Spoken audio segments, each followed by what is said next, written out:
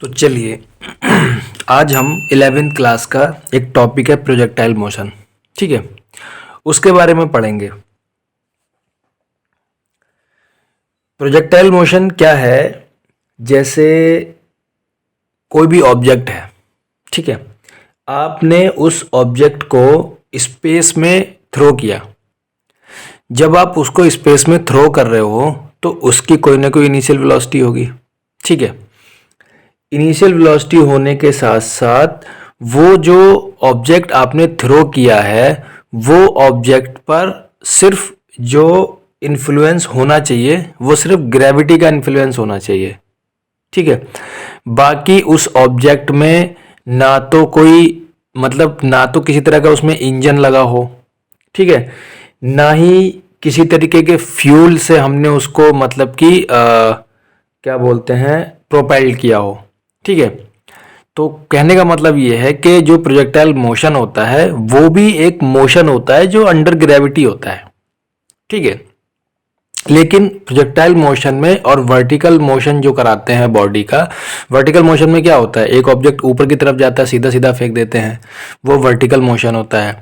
एक होता है प्रोजेक्टाइल मोशन। ठीक है, तो इसमें एक चीज ध्यान रखनी है आपको कि इसमें जो ऑब्जेक्ट है वो इन्फ्लुएंस अंडर ग्रेविटी होना चाहिए, सिर्फ उस पर सिर्फ ग्रेविटी का ही इन्फ्लुएंस होना चाहिए, बाकी किसी चीज का उस पर कोई इन्फ्लुएंस नहीं होगा। ठीक है, तो इसकी जो डेफिनेशन है वो मैं आपको लिख के बता देता हूं।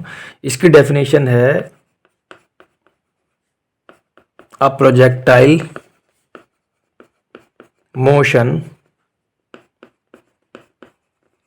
Is the name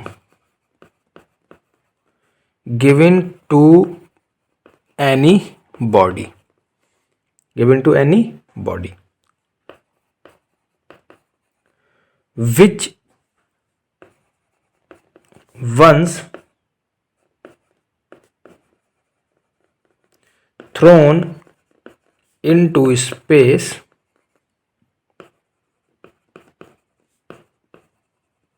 with some initial velocity,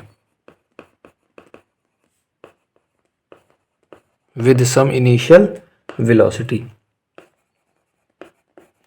moves thereafter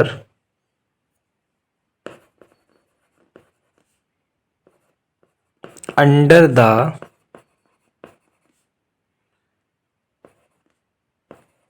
influence of gravity, influence of gravity alone। ठीक है, समझे बात को? Without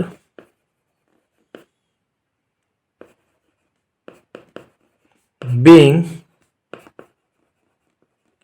propelled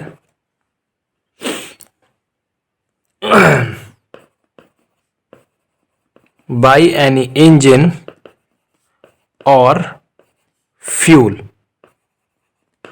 by any engine or fuel,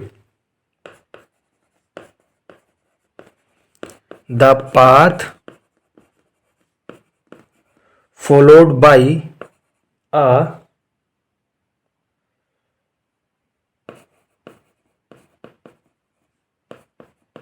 projectile is called its trajectory, its trajectory. अब यहां पर जो प्रोजेक्टाइल है वो उस बॉडी को ही बोला गया है जिस बॉडी को हमने क्या करा है, फेंका है। अब फर्क क्या है, जैसे मान लीजिए एक बॉडी है ये,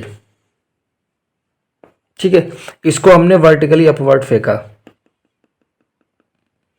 तो ये तो क्या है, ये वर्टिकली अपवर्ड मोशन है, ये भी इन्फ्लुएंस अंडर ग्रेविटी है। ठीक है, लेकिन अगर किसी ऑब्जेक्ट को हम इस तरीके से फेंक रहे हैं, मतलब कि यहां पर कोई, मैं मान लीजिए कोई खड़ा हुआ है, उसने एक बॉल फेंकी, ये हमारा अर्थ सरफेस है।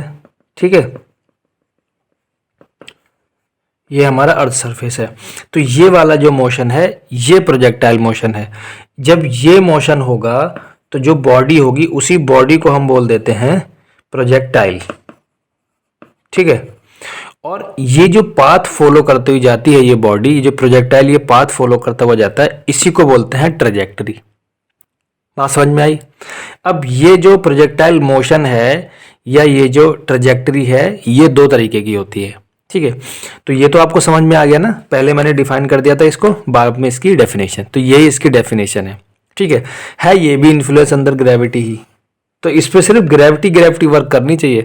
बाकी आपने जो भी ऑब्जेक्ट फेंका है उस पर कोई भी आपका फ्यूल ना हो उसमें, या किसी तरह के इंजन से वो प्रोपेल ना होता हो। ठीक है, तभी बिल्कुल फ्रीली जाए, आपने फेंका फ्रीली चला जा रहा है।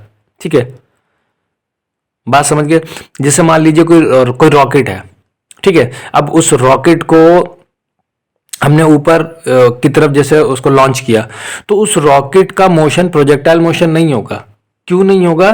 क्योंकि उसमें इंजन है, उसमें फ्यूल है, उसको प्रोपेल करने के लिए फ्यूल यूज हो रहा है, इंजन के थ्रू उसको प्रोपेल कर रहे हैं, इसीलिए वो प्रोजेक्टाइल मोशन नहीं होगा। प्रोजेक्टाइल मोशन में सिर्फ ऑब्जेक्ट को एक इनिशियल वेलोसिटी दी और उसको फेंक दिया, अब उसको जाने दो, कोई इंजन नहीं कुछ नहीं, तो जैसे जैसे वो मोशन करता हुआ जाएगा वो प्रोजेक्टाइल मोशन होगा। इस ऑब्जेक्ट को हमने कोई ना कोई वेलोसिटी दी होगी जो इनिशियल वेलोसिटी होती है। ठीक है, इतनी चीज समझ में आई? पहले इतना। अब क्या है, जो प्रोजेक्टाइल मोशन होता है उसके जैसे एग्जाम्पल, जैसे कोई जेवलिन है ना, मतलब जेवलिन थ्रो जो होता है, कोई एथलीट है वो जेवलिन थ्रो करता है, जैसे हमारे नीरज चोपड़ा सर हैं, वो क्या करते हैं, जेवलिन थ्रो करते हैं, तो वो प्रोजेक्टाइल मोशन है। उस जेवलिन का जो मोशन है वो प्रोजेक्टाइल मोशन है। ठीक है, या कोई भी एरोप्लेन जा रहा है, मान लीजिए एरोप्लेन इस डायरेक्शन में जा रहा है काफी तेजी से, मैं इसको इरेज कर देता हूं। ठीक है, अब मान लीजिए कोई एरोप्लेन है और वो एरोप्लेन इस डायरेक्शन में जा रहा है, काफी कोई भी उसकी वेलोसिटी है, उसकी वेलोसिटी मान लीजिए 200 किलोमीटर पर आवर है, या जितनी भी आप मान 300 400 जो भी है। अब आपने यहाँ कोई ऑब्जेक्ट गिराया, जब आप ऑब्जेक्ट को गिराओगे तो ऑब्जेक्ट में भी तो एक मोशन होगा ना, जितना मोशन इस एरोप्लेन में है उतना ही मोशन उस ऑब्जेक्ट में होगा। तो जब ऑब्जेक्ट नीचे गिरेगा तो ऑब्जेक्ट इस तरीके से गिरेगा, तो ये भी प्रोजेक्टाइल मोशन हुआ। ठीक है, बात समझ में आई? कोई राइफल है, मान लीजिए आपने कोई राइफल ले ली, उस राइफल से बुलेट फायर करी, अब बुलेट चाहे तो आप इस डायरेक्शन में फायर करें, हॉरिजॉन्टली डायरेक्शन में, या आप उस राइफल को थोड़ा ऊपर करके फायर करें, है ना। तो ऐसे फायर करेंगे तो बुलेट पहले ऐसे जाएगी, फिर वो नीचे की तरफ चली जाएगी, ग्रेविटी की वजह से नीचे खींचेगी, है ना। अगर आप ऐसे फायर करेंगे तो ऐसे करके जाएगी, फिर वो नीचे गिरेगी। तो ये दोनों ही प्रोजेक्टाइल मोशन के एग्जाम्पल्स हैं। ठीक है, बात समझ में आई? अच्छा, जैसे मान लीजिए आपके पास कोई वेजल है। ठीक है, इस वेजल में आपने वाटर भर रखा है, पानी। अब आपने यहां पर एक छोटा सा होल कर दिया, तो इस होल में से वाटर गिरेगा, ऐसे करके तो गिरेगा। तो ये भी क्या है, ये भी प्रोजेक्टाइल मोशन का एग्जाम्पल है। बात समझे? ये भी प्रोजेक्टाइल मोशन, ये जो मोशन जो हो रहा है ये प्रोजेक्टाइल मोशन का एग्जाम्पल है। अच्छा, उसके अलावा और क्या हो सकता है? आप मान लीजिए किसी बिल्डिंग पर खड़े हुए हैं, ये कोई बिल्डिंग है, इस बिल्डिंग पर आप खड़े हुए हैं और आपने यहाँ से कोई भी स्टोन है, कोई भी ऑब्जेक्ट है वो फेंका, तो ऐसे नीचे की तरफ आएगा ये, तो ये भी आपको प्रोजेक्टाइल मोशन है। ठीक है, बात समझ में आई? तो ये कुछ एग्जांपल्स मैंने आपको दे दिए। अब ये जो प्रोजेक्टाइल मोशन है, ठीक है, इसके मेनली दो प्रिंसिपल हैं जिन पर ये प्रोजेक्टाइल मोशन डिपेंड करता है।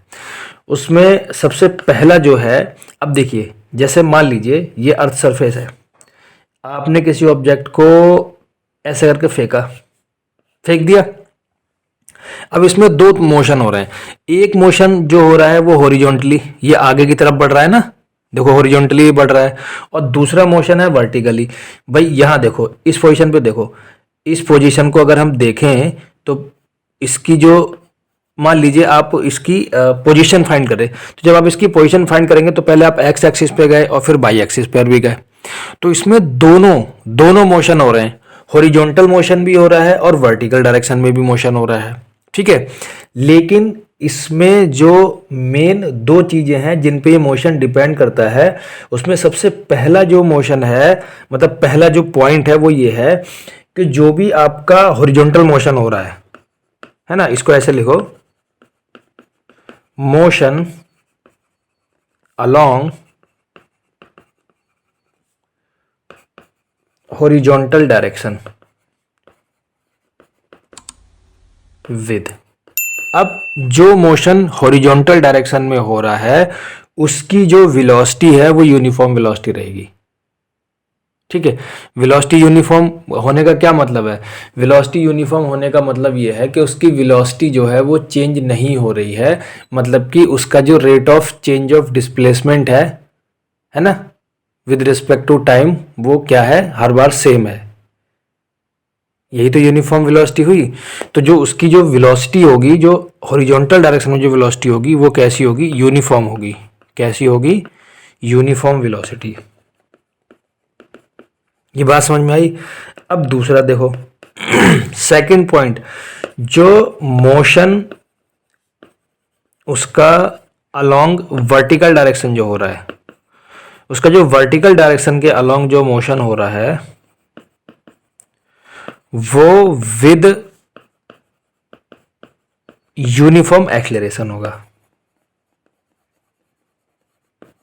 मतलब कि हॉरिजॉन्टल डायरेक्शन में जो मोशन है वो यूनिफॉर्म वेलोसिटी से हो रहा है, लेकिन जो वर्टिकल डायरेक्शन में जो उसका मोशन हो रहा है उसका जो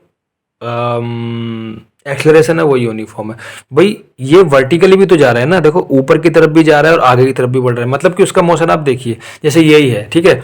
अब ये ऐसे करके जा रहा है, ऐसे करके जा रहा है, ऐसे करके ऐसे तो जा रहा है, तो ये आगे की तरफ भी जा रहा है, साथ के ऊपर की तरफ भी जा रहा है। तो जो भी वर्टिकल जो मोशन होगा उसमें उसका यूनिफॉर्म एक्सेलरेशन जो है वो यूनिफॉर्म रहेगा, ठीक है। और जो हॉरिजॉन्टल जो मोशन होगा उसमें उसकी वेलोसिटी यूनिफॉर्म रहेगी। ये दो चीजें आपको क्या नाम है, याद रखनी है। और ये दोनों ही जो मोशन है ये एक दूसरे से इंडिपेंडेंट होंगे। ऐसा नहीं है कि हॉरिजॉन्टल मोशन की वजह से वर्टिकल मोशन पे कोई डिपेंड हो रहा हो, मतलब कुछ फर्क पड़ रहा हो, या फिर वर्टिकल मोशन होने से हॉरिजॉन्टल मोशन पे कोई फर्क पड़ रहा हो। कोई फर्क नहीं पड़ेगा, ये आपस में इंडिपेंडेंट होंगे। यही दो चीजें हैं जो हमें इसमें ध्यान रखनी है।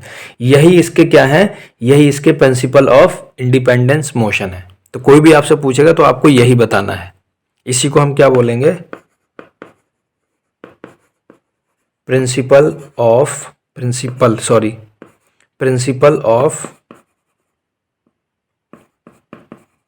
फिजिकल इंडिपेंडेंस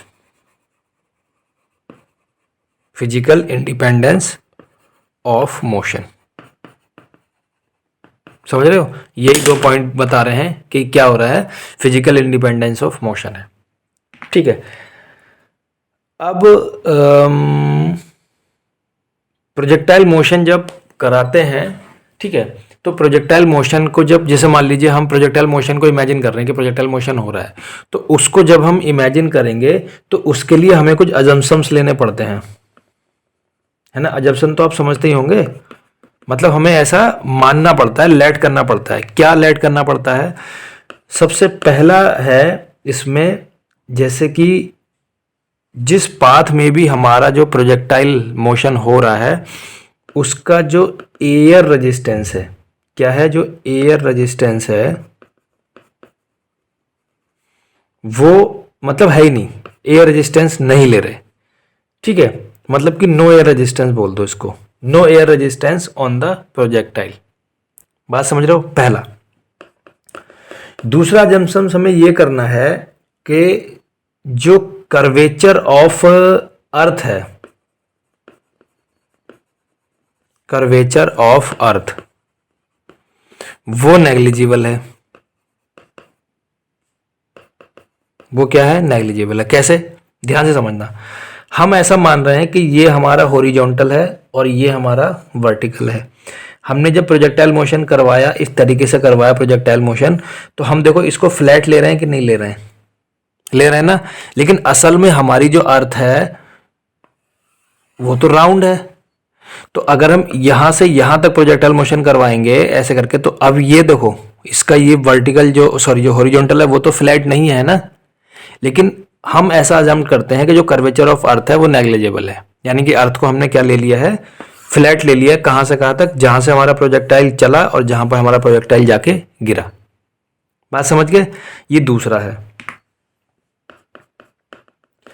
थर्ड अजम्पशन आप ये लेंगे कि जो अर्थ का जो रोटेशन हो रहा है, ठीक है, मतलब कि अर्थ की रोटेशन की वजह से हमारे प्रोजेक्टाइल पर कोई भी इफेक्ट नहीं पड़ रहा है।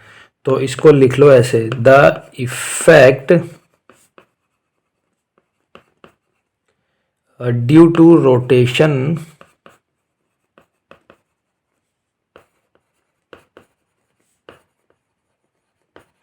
Of the earth is negligible. ठीक है, ये मेरा ऐसे करके जो बनाऊंगा मैं वो जी होगा। ठीक है, ध्यान रखिएगा। तो अर्थ की रोटेशन की वजह से भी जो इफेक्ट पड़ रहा है वो भी हमने नेग्लिजिबल ले लिया।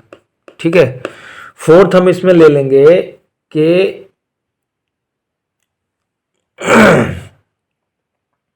फोर्थ अजम्पशन ये लेते हैं, जैसे कि मान लीजिए हमारा जो प्रोजेक्टाइल मोशन ऐसे करके हो रहा है, तो इसलिए कई सारे पॉइंट होंगे ना भाई, हर एक पॉइंट से हमारा ऑब्जेक्ट होके जाएगा ऐसे, इस पॉइंट से, कभी इस पॉइंट से, इस पॉइंट से, ऐसे करके। तो हम इसमें ये ले लेंगे कि इस, मैंने बताया था इसका जो पाथ होता है उसको ट्रेजेक्टरी बोलते हैं। तो हम इसमें ऐसा अजम करेंगे कि जो ट्रेजेक्टरी है हमारी, उस ट्रेजेक्टरी के जितने भी पॉइंट है, जितने भी पॉइंट होंगे आप जितने चाहे ले लो, पॉइंट तो बहुत सारे होंगे ना, हर एक पॉइंट से हमारा ऑब्जेक्ट गया है। तो जो ट्रेजेक्टरी है उसमें जो एक्सेलरेशन ड्यू टू ग्रेविटी है, ये क्या है, मतलब एक्सेलरेशन क्या, नीचे की तरफ जा रहा है ना, वो नीचे की तरफ खींच रही है ना उसको ग्रेविटी। तो ये हमारा क्या है, यूनिफॉर्म है, कांस्टेंट है। ठीक है, समझ रहे बात को, मतलब कि इसका डायरेक्शन जो है वो नीचे की तरफ होगा, यानी कि इसका डायरेक्शन भी यूनिफॉर्म हो गया, मतलब कांस्टेंट हो गया। और मैग्नीट्यूड, इसका जो मैग्नीट्यूड है किसका, एक्सेलरेशन ड्यू टू ग्रेविटी का, कितना होता है 9.8 मैग्नीट्यूड और डायरेक्शन। ठीक है, ये दोनों ही हमने क्या है कांस्टेंट अज्यूम किए हैं। इतनी चीज समझ में आई। ठीक है, अब हॉरिजॉन्टल मोशन जो होता है वो मेनली टू टाइप का होता है। मैं दोनों की आपको फिगर बना के दिखाता हूँ, फिर हम पहले दोनों के लिए अलग अलग फॉर्मूला जो है वो ड्राइव करेंगे। जैसे मान लीजिए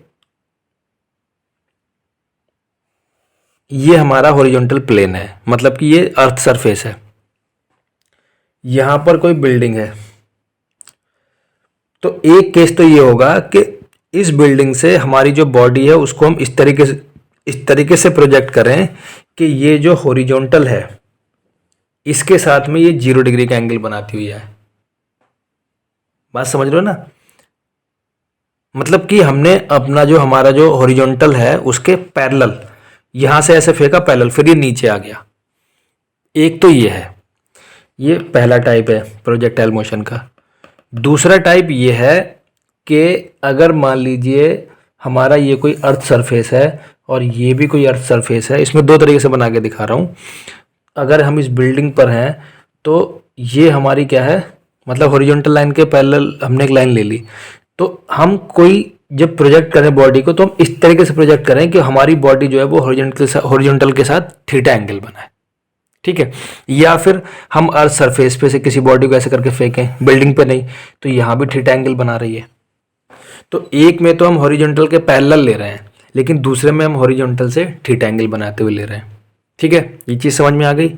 अब हम जो सबसे पहला हम पढ़ेंगे वो हम पढ़ेंगे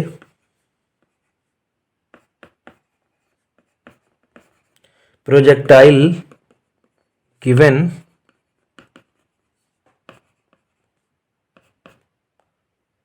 हॉरिजॉन्टल प्रोजेक्शन। मतलब कि हम जो प्रोजेक्टाइल को जो हमारा प्रोजेक्टाइल है, जो हमारी बॉडी है, उसको हमने कौन सा प्रोजेक्शन दिया है, हॉरिजॉन्टली, हॉरिजॉन्टल के साथ, मतलब कि पैरेलल है, मतलब जो हॉरिजॉन्टल है उसके साथ पैरेलल रहे, एंगल ना बनाए, एंगल कुछ ना बनाए। बात समझ में आई, समझ गए। ठीक है, तो सीधे सीधे क्वेश्चन पूछेगा वो, क्वेश्चन ऐसे पूछ सकता है, पूछेगा जैसे कि a projectile is fired horizontally with the velocity u so that the trajectory of is the parabola. तो अच्छा एक चीज और भी, जैसे मैं ये बना रहा था, जैसे ये पाथ ऐसे करके मैंने बनाया, ये ऐसे करके पाथ बनाया, ये ऐसे करके पाथ बनाया, ये पाथ जो है वो पैराबोलिक पाथ होता है। लेकिन हमारी जो साइंस है वो, हम तो प्रैक्टिकल बता दिया उसको करके कि ऐसा है, लेकिन वो थ्योरेटिकल भी तो सच होना चाहिए ना। साइंस तो वो पूछती है कैसे, हाउ, तो आपको उसे करके भी तो दिखाना पड़ेगा ना। तो वो क्वेश्चन में बोलेगा कि अगर हॉरिजॉन्टली किसी भी बॉडी को आप प्रोजेक्ट करते हो तो सबसे पहले तो आप ये बताओ कि उसका जो पाथ है वो पैराबोलिक पाथ है, ठीक है। दूसरा, टाइम ऑफ फ्लाइट पूछ सकता है, मतलब कि कितनी देर तक हमारा ऑब्जेक्ट जो है वो हवा में रहा, ठीक है। ये पूछ सकता है। ये भी पूछ सकता है कि अगर हमने अपने ऑब्जेक्ट को यहां से थ्रो किया और हमारा ऑब्जेक्ट ऐसे गया गया गया और ये मान लीजिए हॉरिजॉन्टल ए अर्थ सरफेस है, यहां पे गिरा, तो यहां से यहां तक उसने कितनी डिस्टेंस कवर करी, ये पूछ सकता है। कितनी देर तक हवा में रहा है, ये पूछ सकता है। और कि एक पॉइंट पर वो मैक्सिमम हाइट पर होगा, फिर वो नीचे आएगा, है ना। तो ये मैक्सिमम हाइट पूछ सकता है। इतनी चीजें वो आपसे पूछ सकता है, ठीक है, ड्राइव करा सकता है फॉर्मूला, ठीक। तो अब हम इसको करेंगे। तो मैं इसको क्या करता हूं, इरेज करके दोबारा से लिख लेता हूं, थोड़ा साफ साफ करके।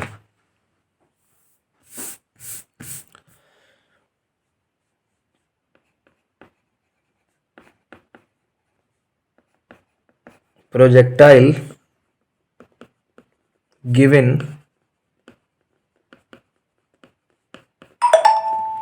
हॉरिजॉन्टल प्रोजेक्शन,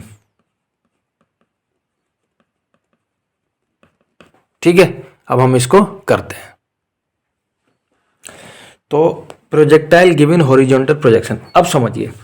जैसे मैं यहाँ पर एक फिगर बना लेता हूँ। फिगर मैं चलिए यहीं पर बनाता हूँ। जैसे ये हमारा मान लीजिए ग्राउंड है, ठीक है। हम किसी बिल्डिंग पर खड़े हुए हैं। अब ये एक लाइन है जो पैरेलल है हॉरिजॉन्टल के। हमारा जो प्रोजेक्टाइल है वो इसके लाइन के ऊपर ना चला जाए, हमें एंगल नहीं देना है उसको, हॉरिजॉन्टल के पैरेलल ही फेंकना है। तो हमने उसको ऐसे फेंका तो वो यहां से गिरा। ये कौन सा एग्जाम्पल है, किस प्रोजेक्टाइल मोशन का एग्जाम्पल है? आप इसको ऐसे भी समझ सकते हैं, जैसे कि मान लीजिए कोई ऑब्जेक्ट जो है वो एरोप्लेन से गिराया गया है, ठीक है। तो उस केस में भी यही वाला हम एग्जाम्पल लेंगे, समझ गए। अब ये यहां से गिराया, कुछ टाइम बाद तो यहां पे आके गिर जाएगा अर्थ पे, ठीक है। तो ये यहां से और यहां तक, मतलब कि ऐसे करके, तो इसने कितनी डिस्टेंस से तो कवर करी। ये जो डिस्टेंस है ये डिस्टेंस होती है आर, जिसको बोलते हैं रेंज। क्या बोलते हैं? रेंज। बात समझिएगा, ठीक है।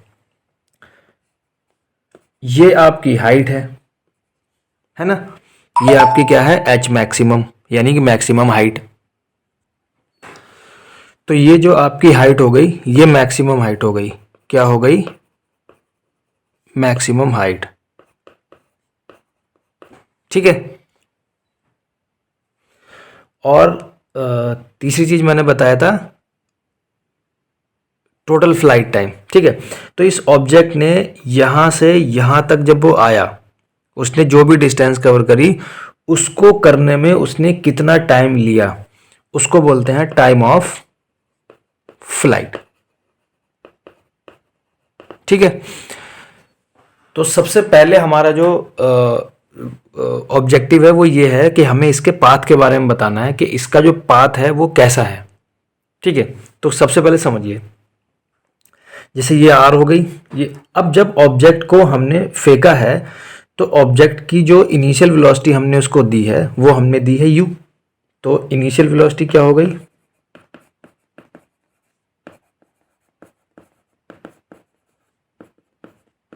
यू हो गई, ठीक है, समझ गए। और ये इनिशियल वेलोसिटी कैसी है? हॉरिजॉन्टल है, मतलब कि ये वाली हॉरिजॉन्टल है ये, ठीक है। तो इसमें सबसे पहली चीज आपको ये याद रखनी है कि इसकी जो वेलोसिटी है, हॉरिजॉन्टल वेलोसिटी, कौन सी? हॉरिजॉन्टल वेलोसिटी जो है u, वो कैसी है? यूनिफॉर्म है। कैसी है? यूनिफॉर्म है, ठीक है। दूसरा, अब ये ऑब्जेक्ट जब ऐसे आएगा तो लगातार नीचे की तरफ गिरेगा। तो जब ये नीचे की तरफ गिरेगा तो ये जो मतलब वर्टिकली डाउनवर्ड जो आ रहा है, तो इसका जो मोशन है वो जो मोशन है वो कैसा है?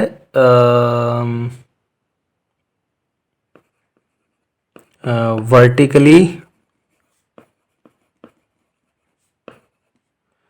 डाउनवर्ड, वर्टिकली डाउनवर्ड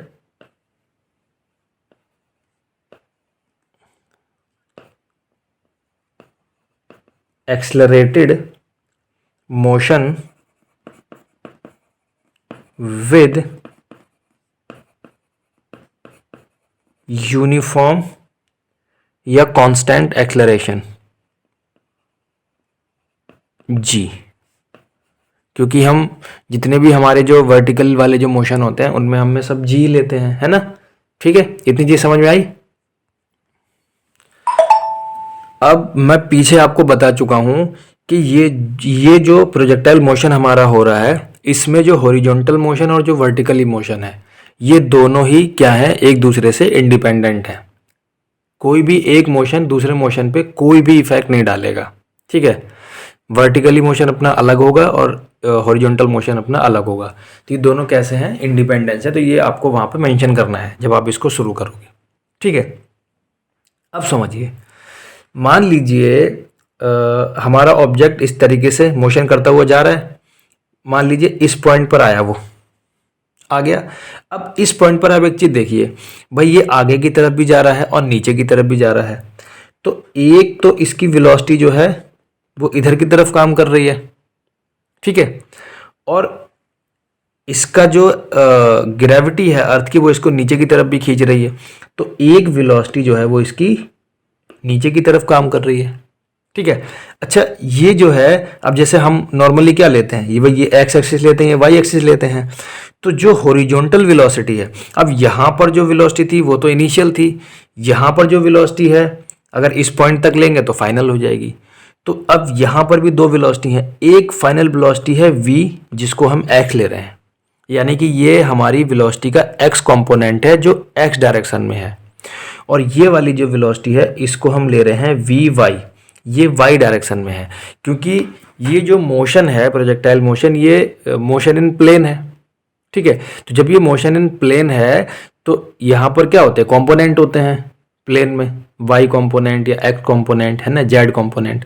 तो ये हमारे क्या हो गए, ये हमारे वेलोसिटी के क्या हो गए, दोनों कंपोनेंट हो गए। ठीक है, इसमें जो ये वाला जो कंपोनेंट है, अब वेलोसिटी जैसे मान लीजिए ऑब्जेक्ट ऐसे आया ऐसे करके, तो इस पॉइंट पर इसकी वेलोसिटी क्या होगी, यही तो होगी भाई। आप ध्यान करिए, आपने जब सर्कुलर मोशन पढ़ा था तो सर्कुलर मोशन में आपको वेलोसिटी की डायरेक्शन पता थी ना। जिस पॉइंट पर भी हमें वेलोसिटी की डायरेक्शन चाहिए तो हम क्या करते हैं, उसका टेंजेंट बनाते हैं। तो यहाँ पर भी हमने एक टेंजेंट बनाया। ये आपकी है वेलोसिटी v। इस वेलोसिटी v के ये दो कंपोनेंट हैं, एक है vx और एक है vy। ये वाला हॉरिजॉन्टल कंपोनेंट और ये वाला वर्टिकल कंपोनेंट है। जब भी हम प्रोजेक्टाइल मोशन देखेंगे तो हम ज़्यादा प्रेफरेंस जो देंगे वो हॉरिजॉन्टल मोशन की एंगल जो है हमारी वेलोसिटी के साथ में, वो क्या है। तो ये क्या है, ये हमारा मान लीजिए थीटा है। थीटा ना मान के आप इसको अल्फा बीटा जो मानना चाहें वो मान सकते हैं। हम यहाँ पर इसको थीटा ले रहे हैं। ठीक है, थीटा मुझे ज़्यादा कन्वीनियंस लग रहा है। सही है, तो ये आपकी फिगर बन गई।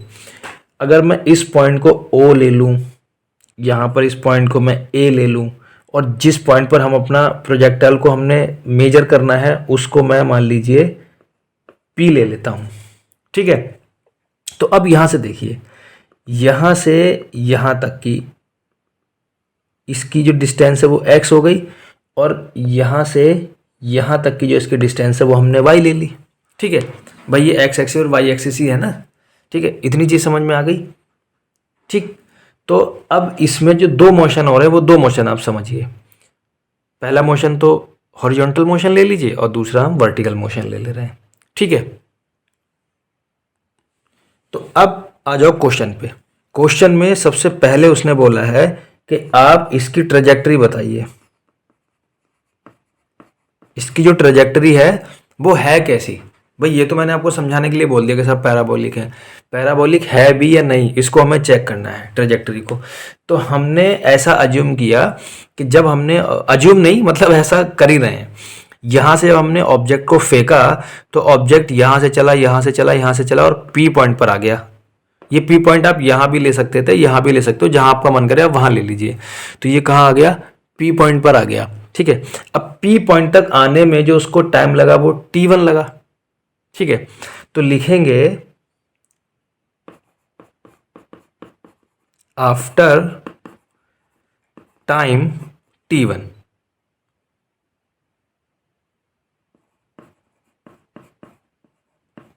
Suppose the body reaches the point P, ये पॉइंट P है, ठीक है। अब अगर आप कोऑर्डिनेट ज्योमेट्री के हिसाब से देखें तो भाई अगर हम कोई ऑब्जेक्ट फेंक भी रहे हैं, मान लो स्पेस में ही फेंक रहे हैं, तो वो प्लेन में ही तो मोशन कर रही है ना। ये प्रोजेक्टाइल मोशन तो प्लेन में ही हो रहा है, तो उस प्लेन के अकॉर्डिंग देखा जाए तो इसके ये एक्स एक्सिस पे कितना चला, वाई एक्सिस पे कितना चला, ये भी हमें पता होगा। तो पॉइंट को हम लिखेंगे पी एक्स कोमा वाई। इससे हमें ये मालूम पड़ रहा है कि हमारा जो ऑब्जेक्ट है वो प्लेन में मोशन कर रहा है, जिसमें एक एक्स डायरेक्शन है या एक एक्स डायमेंशन और एक वाई डायमेंशन है, ठीक है। ये 3D नहीं है, समझे बात को, ठीक। ये 2D है, तो ये हो गया। अब अगर मैं इस हॉरिजॉन्टल डिस्टेंस की बात करूं, भाई मान लीजिए हमारा ऑब्जेक्ट यहां पर था, तो इसने कितनी डिस्टेंस कवर करी है, भाई यही तो हॉरिजॉन्टल डिस्टेंस, तो इसने यही कवर करी ना। वो कितना पाथ गया, घूम के गया, उससे हमें मतलब नहीं है, हमारी हॉरिजॉन्टल डिस्टेंस तो यही वाली है ना। तो हॉरिजॉन्टल जो डिस्टेंस है वो कितनी है, x। तो हम लिखेंगे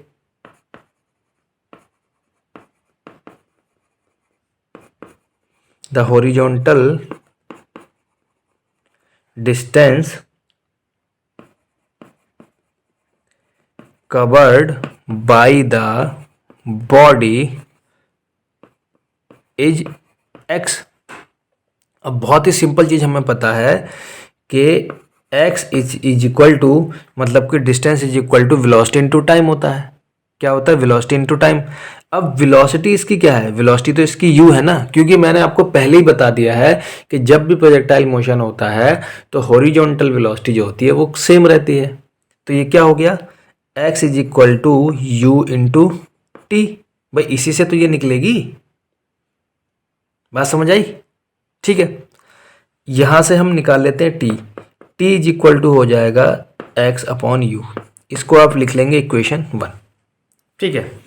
अब इसी पॉइंट पर इसने वर्टिकली मोशन भी करा, भाई इस पॉइंट से गिराया था और अब ये यहां पर है, यानी कि इसका ये भी तो वर्टिकल मोशन भी तो इसने करा ना, y। तो वर्टिकल मोशन के लिए हमें क्या लगाना है, फॉर वर्टिकल मोशन। तो वर्टिकल मोशन के लिए हमारे पास इक्वेशन ऑफ मोशन होती है, हम सेकंड वाली यूज करेंगे, ठीक है। तो क्या होती है सेकंड वाली equation, s is equal to U T plus 1/2 AT square. ये इक्वेशन जब हम अंडर ग्रेविटी लेते हैं तो यहाँ पर जो हमारा a है वो g में कन्वर्ट हो जाता है ना, ठीक है। ये बात समझ में आ गई। अब उसने कितनी डिस्टेंस कवर करी, इस पॉइंट तक आने में उसने अपनी इनिशियल पोजीशन से कितना डिस्प्लेसमेंट कवर किया, इतना ही तो कवर किया, जिसको हमने क्या ले लिया, y ले लिया। तो इसको लिखेंगे y इज इक्वल टू, ठीक है। अब जब ऑब्जेक्ट वर्टिकल मोशन कर रहा है तो वर्टिकल मोशन में उसके पास एक्सेलरेशन तो है लेकिन वेलोसिटी उसकी 0 है, क्योंकि जब ऑब्जेक्ट फेंका गया तो ऑब्जेक्ट को जो वेलोसिटी दी गई वो वर्टिकल वेलोसिटी ना थी, वो कैसी थी, वो हॉरिजॉन्टल वेलोसिटी थी। तो वर्टिकल वेलोसिटी 0 हो गई, तो ये वाला तो 0 हो गया, बचा 1/2 g/t²। ये हो गया कि नहीं हो गया, ठीक है, इतना हो गया। अब ये जो t की वैल्यू हमने यहां से निकाली वो हमें यहां पुट करनी है, तो कर देते हैं। y is equal to 1/2 g x/u का स्क्वायर हो गया, ठीक है। चलिए अब देखिए y is equal to 1/2 g x²/u²। अगर मैं इस पोर्शन को कोई कांस्टेंट ले लूं k, मान लिया ये कांस्टेंट k है, तो y is equal to k और x²।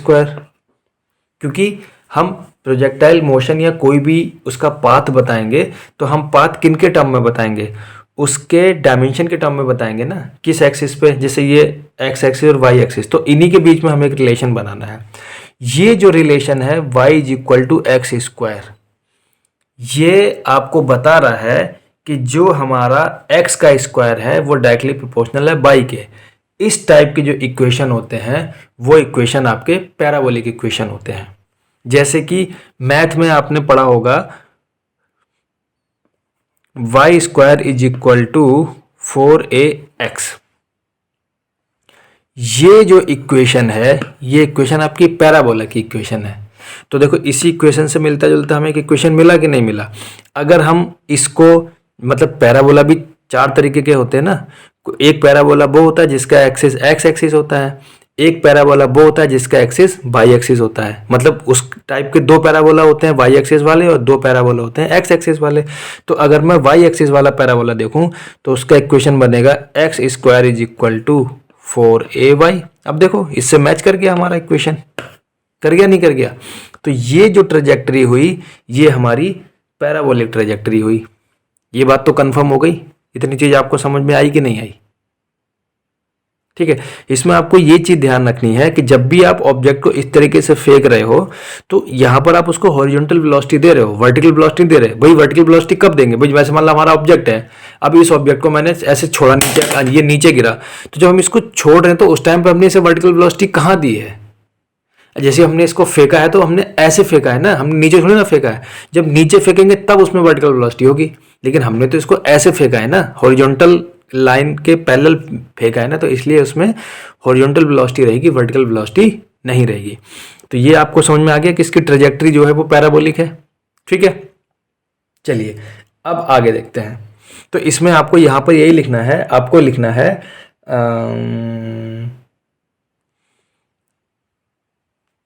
यहाँ पर आपको लिखना पड़ेगा, एक लाइन लिखनी पड़ेगी, एज बाई इज द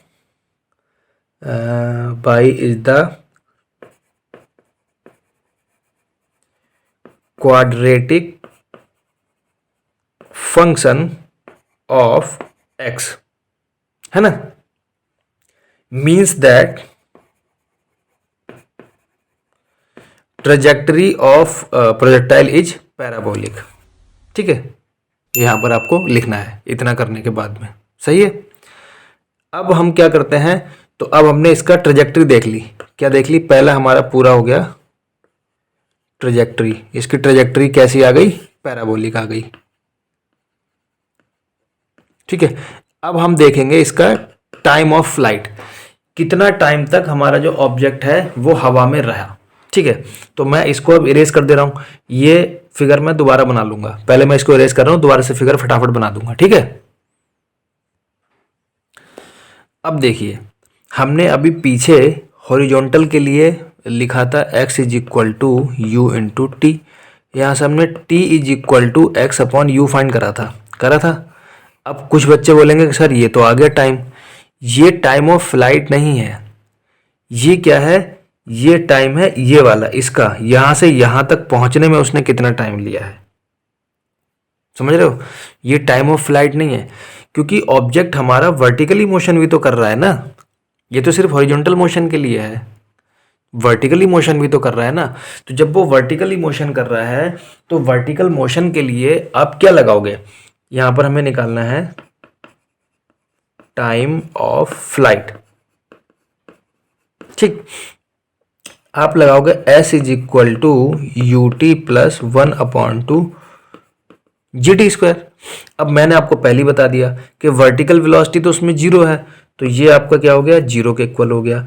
तो यहां से आपको, अब आपको क्या करना है, ये यहां से यहां तक आने में उसे कितना समय लगा, यहां से यहां तक आने में कितना, आप कहीं भी ले लीजिए, जो आप पॉइंट ले रहे हैं, जहां भी आप पॉइंट ले रहे हैं, तो उसको यहां से यहां तक आने में कितना समय लगा, क्योंकि टोटल फ्लाइट तो ये होगी ना, यहां से ऑब्जेक्ट है और यहां पर आके गिरा, तो यहां तक आपको लेना पड़ेगा। तो ये आपकी कितनी है? ये आपकी कितनी है? h है। तो इसको आप लिख देंगे h 1 upon two G T square. सही है। अब देखो यहां से अगर मैं यहां पर लिखूं टी स्क्वायर, तो 2 का यहाँ मल्टीप्लाई हो जाएगा, ये हो जाएगा 2h और g अपॉन में आ जाएगा। तो इसको हम लिख लेते हैं मतलब इसको कैपिटल टी लिख लीजिए, T is equal to capital ले लीजिए, तो T is equal to under root 2h upon g. तो ये जो आपका आया, ये आपका टाइम ऑफ फ्लाइट आया। ठीक है, तो जब टाइम ऑफ फ्लाइट आपसे क्वेश्चन में पूछेगा तो आपको 2h अपॉन जी अंडर रूट में रख के उसका आंसर निकाल देना है। समझ रहे बात को? ठीक है, ये आपका टाइम ऑफ फ्लाइट आ गया। एक हमें फाइंड करना था हॉरिजॉन्टल रेंज, यहां से लेकर के यहां तक, है ना। तो अब इसका यूज करो। हमें मालूम है t is equal to X upon U होता है, यानी कि यहां से हमारा मतलब दे रखा है, सॉरी इसको ही लिख लेता हूं, x is equal to you into T, लिख लिया। अब t की वैल्यू हम ये फाइंड कर चुके हैं, ये वाली, इसको उठा के यहां रख दीजिए। तो x is equal to you into 2h upon ji.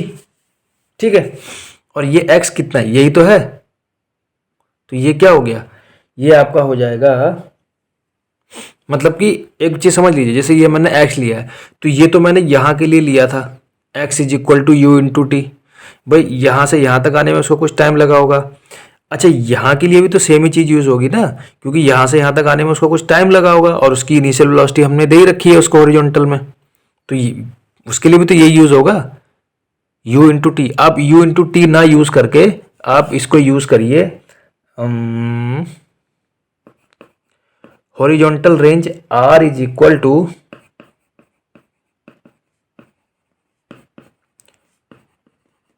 Horizontal velocity into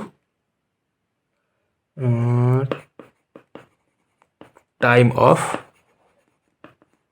flight. ठीक है, तो हॉरिजॉन्टल वेलोसिटी कितनी हो गई उसकी, u हो गई, और टाइम ऑफ फ्लाइट कितना हो गया 2h अपॉन जी, जो कि हमने अभी नीचे फाइंड करा था।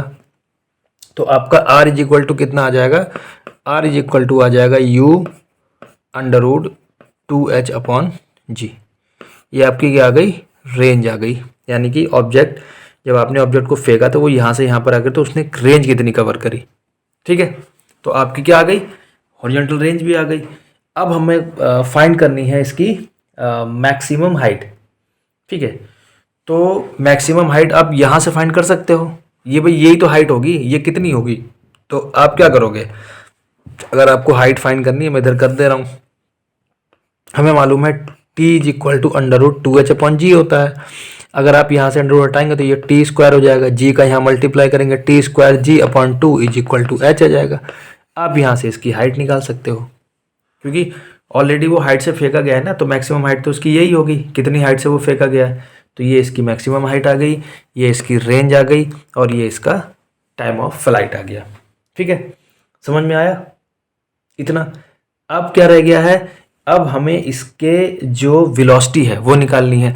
अब देखो यहाँ पर तो सिंपल है भैया, यहाँ पर तो आपको वेलोसिटी u है लग रही है, लेकिन जैसे जैसे ऑब्जेक्ट आगे बढ़ा, इस पॉइंट पर देख लो चाहे इस पॉइंट पर देख लो, तो इस पॉइंट पर उसकी वेलोसिटी ये है, लेकिन उसकी वेलोसिटी के दो कंपोनेंट भी है ना, एक कंपोनेंट है ये vx और एक कंपोनेंट है vy।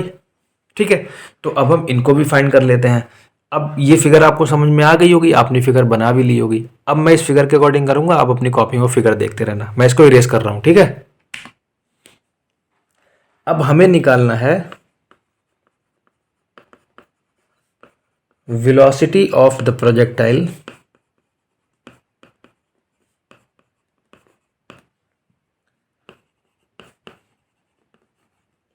एट एनी इंस्टेंट, मतलब किसी भी पर्टिकुलर एक टाइम इंस्टेंट पर उसकी प्रोजेक्टाइल की क्या वेलोसिटी होगी, हमें ये फाइंड करना है। तो सबसे पहले आप समझिए, जैसे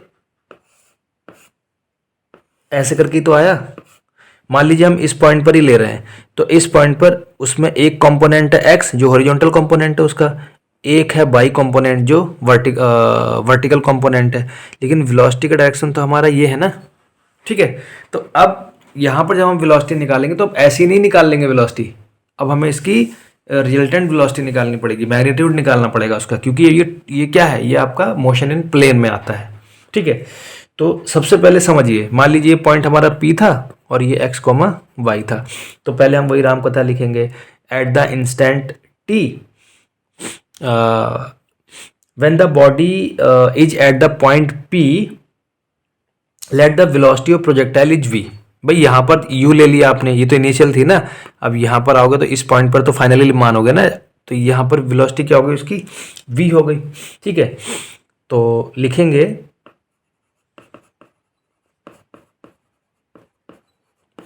एट द पॉइंट P, लिख लो पूरा लिख देता हूं चलो, after time t eight the point P the velocity of projectile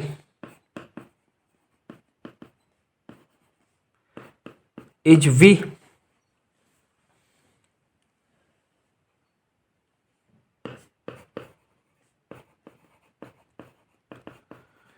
The velocity has